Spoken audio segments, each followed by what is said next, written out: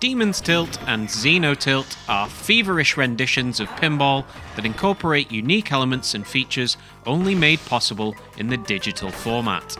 Forget the Space Cadet or Windows pinball of yesteryear. These games boast triple-stacked, extra-long tables, swimming with animated enemies, neon projectiles, and transforming bosses. Whether it's rapidly teleporting the ball far above the blackened abyss below, or fleeting moments where it becomes telekinetically controlled by otherworldly entities, the player's opening few rounds will see them frantically trying to keep track of the ball in a sea of supernatural or extraterrestrial spectacle. Variations of classic pinball elements are still here, of course, bumpers, ramps, multi-ball, and the like, but when mashed with the bullet hell subgenre, it takes on a wholly unique flavour of its own. While these familiar features do provide the necessary backbone to hold up such self-indulgent use of theme, the developer, Adam Ferrando, aka Wizenwar, may have gone slightly overboard. At times, the sheer amount of sprites and colours on screen can cause visual overload, which when paired with the precise nature of pinball wizardry can lead to occasions where losing a ball feels completely out of the player's hands, or in this case, flippers. Despite perhaps receiving similar feedback when developing Xenotilt, it seems Wizenwar only doubled down on the number of flashing lights and fireworks when building Xenotilt. Bonus tables and mini-games are thrown in with the wide-eyed enthusiasm of a young child. Blackjack, 15-ball pool, fossilized dinosaurs. Xenotilt is too busy having fun to stop and think whether it's overstimulating, leaving the player haplessly deploying their flippers to try and keep up. Returning to Xenotilt after a few rounds of this may somehow feel comparatively sluggish, and that's saying something. Regardless of this gripe, however, for anybody's desktop that feels incomplete without a dash of high score chasing Arcadia, these pinball tables can gleefully fill that void.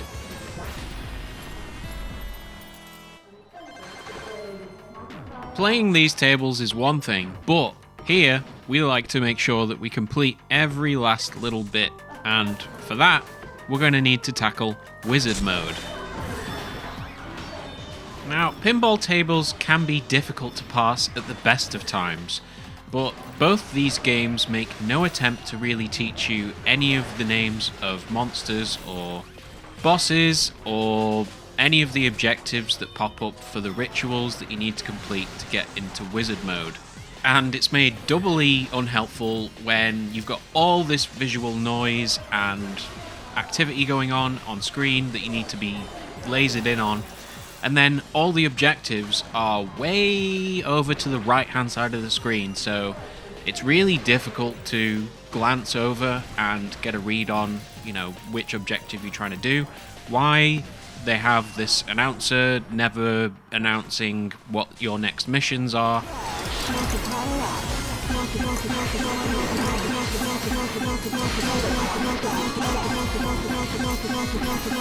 Shut up! Shut up! Shut up! Or, why aren't the objectives that you currently have, glowing or little arrows pointing to them? Could have been better for the sake of actually trying to get to Wizard Mode. So, I've scoured every corner of the internet and compiled knowledge from playing it through myself to create this guide to help you achieve Wizard Mode. Okay, so you need to complete the 3 rituals which are spread across the 3 tiers. Tier 1 is the Hermit ritual, Tier 2 is the Arcane ritual, and Tier 3 is the Zodiac ritual.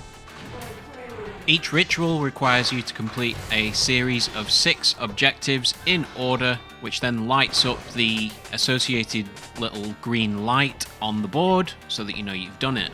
A few general tips before we look at each tier individually. Firstly, get comfortable with cradling the ball. You can use this to hit some of the more difficult skill shots more consistently. That follows on nicely to my second tip, which is that the pink projectiles kill your ball's momentum. So in order to avoid that, you can either cradle the ball and just let the wave of projectiles pass by. This does kill your combo, but rather sacrifice your multiplier than losing a ball. Also, gold projectiles, if you ever see them in a huge wave, they will destroy all other projectiles if you hit them directly. So if there's a nice easy shot, take full advantage. Keep in mind that practice makes perfect, and it's just going to take a fair amount of time practicing everything on the table before you're going to get used to how everything works. So you just need to put a bit of time in. Speaking of time, spend as little of it as you can in Tier 1 once you're familiar with all the elements. This is because it's the most dangerous section of the table, with it being at the very bottom. It's where you actually will lose all your balls, but also it's where all the most dangerous bosses on the table are as well. A good strategy to mitigate this risk is to take full advantage of any multi-balls and spend that time down in Tier 1. One of the more reliable methods of activating multi-ball is by killing the Shub Calamari, if you can consistently do that. Finally, this is an opportunity for you to start learning how to nudge the ball using the A and D keys. You will need this in Xenotilt, but it is still helpful in Demon's Tilt as well. So the sooner you start learning, the sooner you can start applying. These games are actually incredibly forgiving with the amount of tilting and nudging that you do. Actually getting a tilt out where the entire table freezes up because you've tilted too much is something that, you really have to deliberately try and do. It's not going to be something that you accidentally do by, nudging a couple times in a row. So just get comfy with slapping those keys. So let's get on with the nitty-gritty of achieving wizard mode. So to start each stage in Tier 1, you need to hit the mini ramp just below the right-hand flipper as shown here. Your first objective is to kill 10 gore demons. That's these caterpillar-looking creatures. They slither out from the bottom right along that red arrow, but a neat little trick is if your ball is descending from above on the right hand side, it quite often sort of glides across the length of the caterpillar and can quite easily net you as many gore demon kills as you need in one go. The next step is for you to kill 5 blood bats, a handful of which will spawn in when you hit that start ramp on the right hand side again. But in any case, they're going to patrol left and right across the top of the screen. It's a lot easier for you to hit these as you descend from Tier 2, especially along the left-hand side. You can use the top left flipper to sling the ball across and hit, hopefully, as many as you need. The third step is to destroy 5 Matryoshka. They appear in this left-hand lane in a nice little line of 5. Easiest way to do this is to get your ball in from above, and gravity will do the rest of the work for you. Next is to hit these 4 gravestone tiles, which appear in a neat little column along the right hand side. This is another one that's a lot easier when descending from Tier 2 from above, so if you can, just head up through to Tier 2 and then knock it down the right hand side. Fifth step is to run the slot machine. You do this by hitting either of the spinners around the claw. You can do this in either direction, so even though those are quite small targets, you can fairly easily get this done. Finally, you need to flip the 4 slot machine cards. So to do this, once they are spinning on the board, you just need to have your ball go over them, either from above or below, and then it locks them in place. Just hit all 4 of them individually, and that's how you trigger that. Progressing up to Tier 2 now, this is Lilith, and to do the Arcane ritual, you'll need to hit Lilith's right ramp to begin each stage. The first objective here is to destroy 25 soul demons. These will slowly rotate around Lilith in a ring formation. Quite easy to hit these if you spend any length of time in Tier 2, but hitting some of those green targets will send the ball directly along the same path and clean up quite a lot of those for you.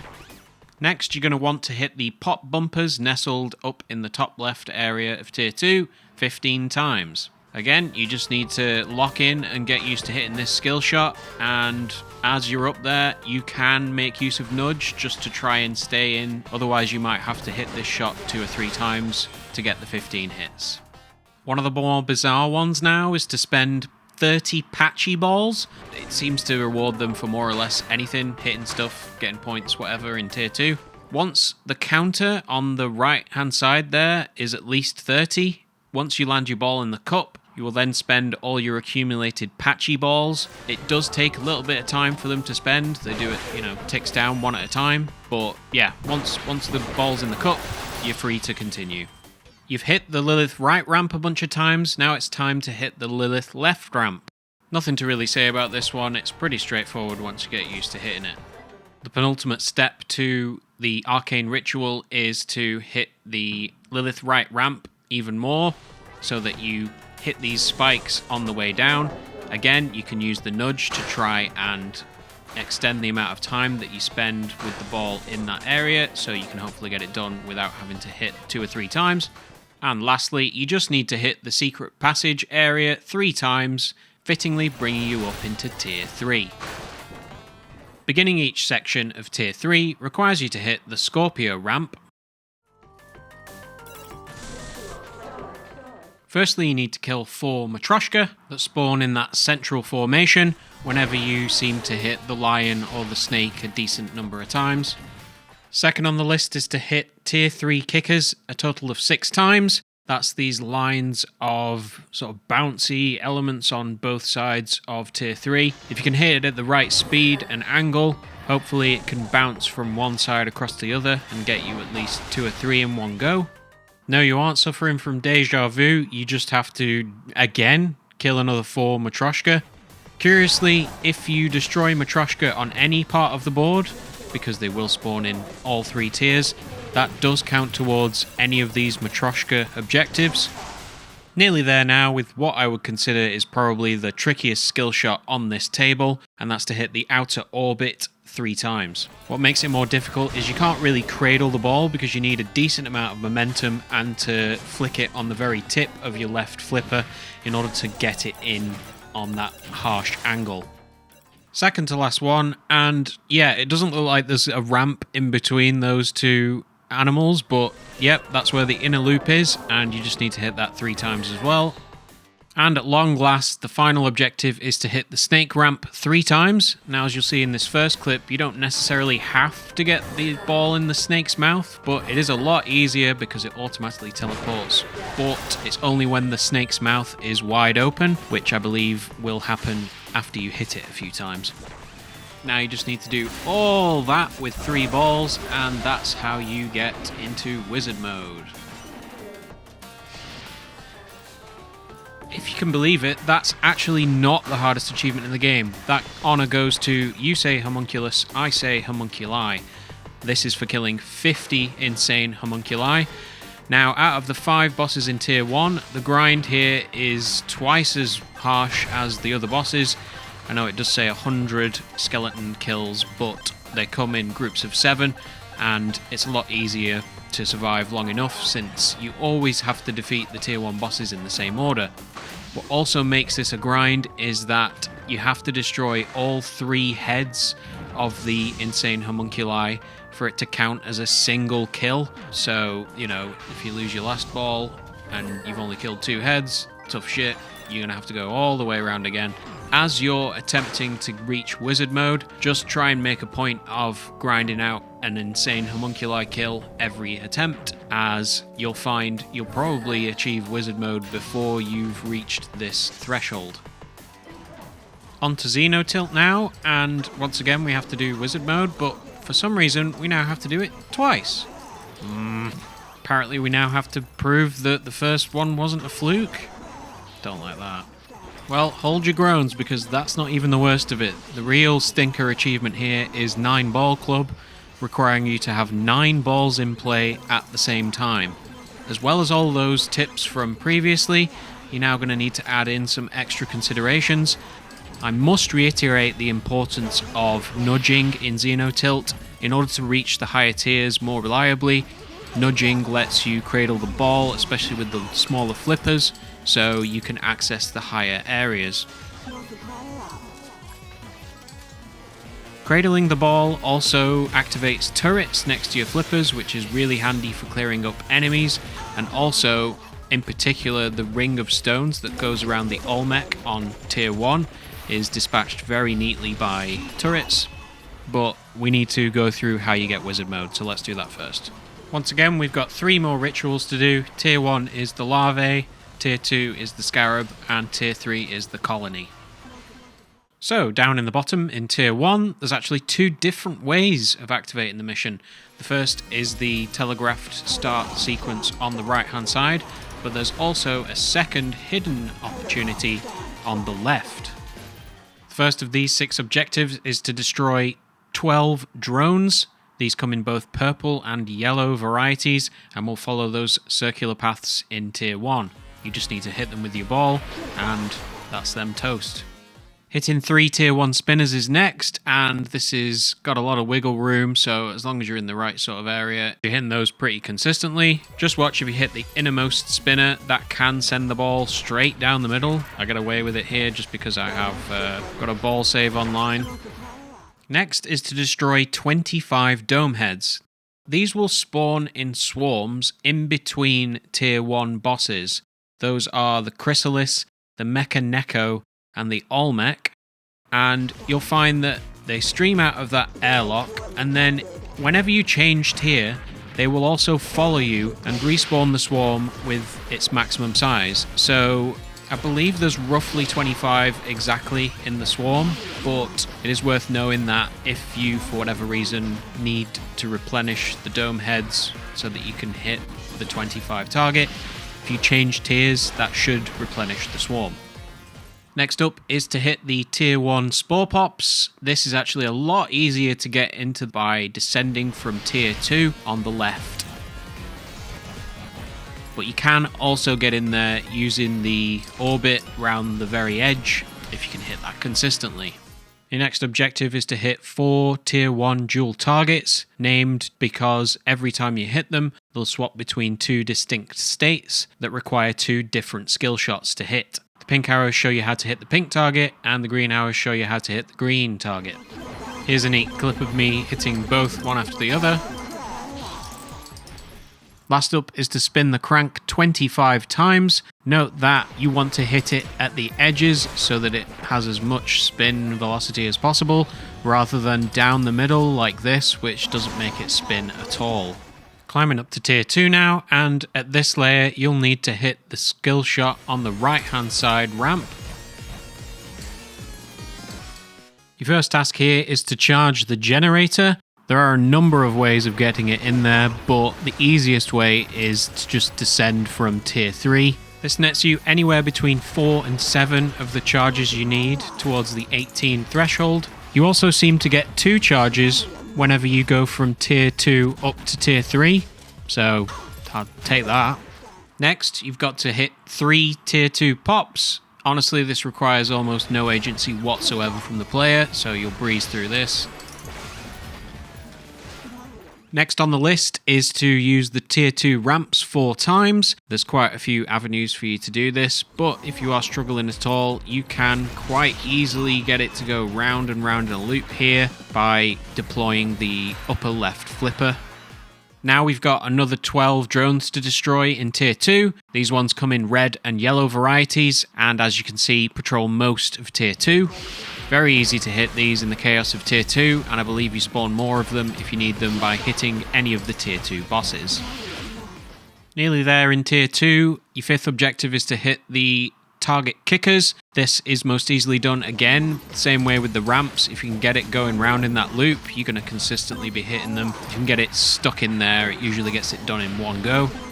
Final step for Tier 2 is to hit 4 dual targets. I'd say this is the trickiest task in Tier 2. If you are struggling, I would focus on the right-hand dual target, as it's a lot easier to consistently hit this, especially if the left-hand target is green. The only way you can hit this is when you ascend from Tier 2 to Tier 3, and half the time you're going to hit the wrong ramp, so you're just going to miss. A preemptive thanks for making it this far in the video as we rise up to Tier 3. Starting each task requires you to hit this ramp, which also has a dual target, so get used to hitting it, we're going to need it. Somewhat paradoxically, I'm going to talk about the last stage of Tier 3 first, which is to destroy 9 faceplates. The reason I bring this up is because you can only do this during the first phase of Hera, that's the Tier 3 boss. If you destroy the faceplates, you then have to cycle through the second and third phases of the Hera boss fight to then get back round so that you can destroy the faceplates. All that is to say, if you can, avoid using the second pair of flippers higher up in tier 3 so that you aren't needlessly advancing the boss while you do the other objectives, and then when you're set and ready, you can then immediately start destroying faceplates.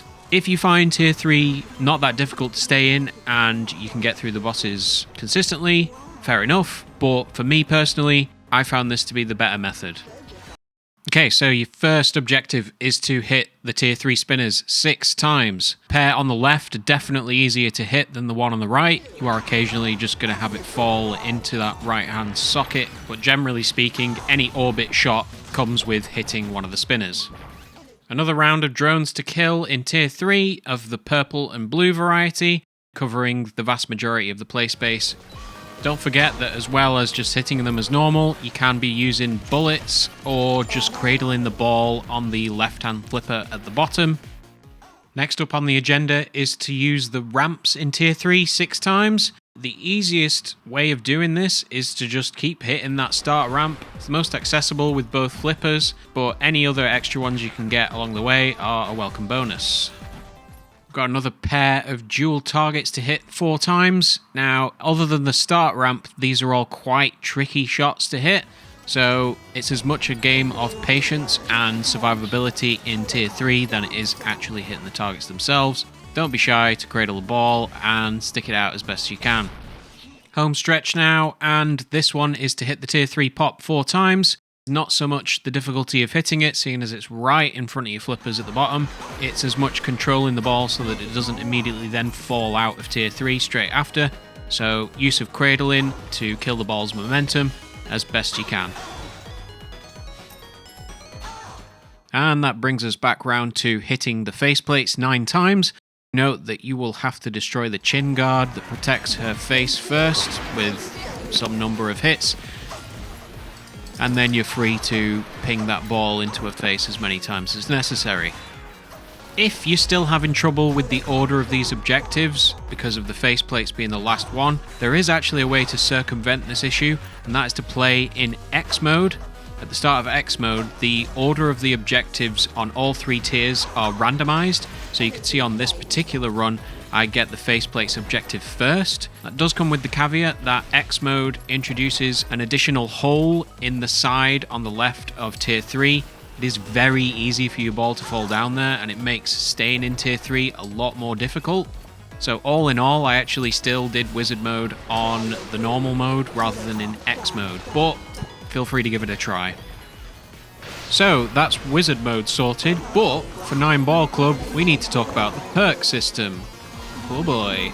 So, as you're killing bosses and completing objectives, every once in a while you will see a lock appear on one of the 3 tiers. Hitting your ball into it will put the ball into a little crane and let you select one of these perks in a 3x3 grid.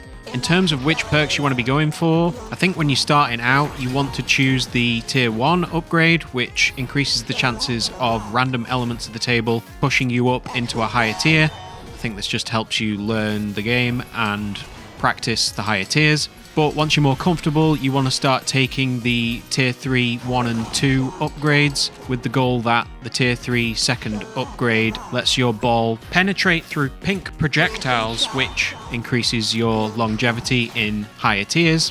Aside from that, the perks themselves aren't hugely important. What you need to do is fill out the bottom 2 rows of the perks, and then after you've put the 3rd ball into a tier, that will then unlock a multi-ball. The multi-ball shots themselves appear in the tier that you have just filled up with 3 balls. To guarantee 9 Ball Club, you need to have at least 2 of these multi-balls saved up, so that when you start wizard mode, you've got enough locked in to then hit that 9 ball threshold. The easiest one to accidentally trigger early, in my opinion, is the tier 2 one, because it's triggered in the generator, which will happen a lot, especially when you descend from tier 3. Therefore, I would prioritize the tier 3 multi-ball locked in first, then tier 1, and then tier 2. There is a way to get additional balls during wizard mode, from what I've read. If you hit a series of blue targets, then the add ball target will appear, and then that lets you add in extra balls. Problem is, once you've started wizard mode and at least one multi-ball, there's so many balls on screen that you just don't really have the ability to keep track of anything that's going on. You just need to focus on dropping as few as possible.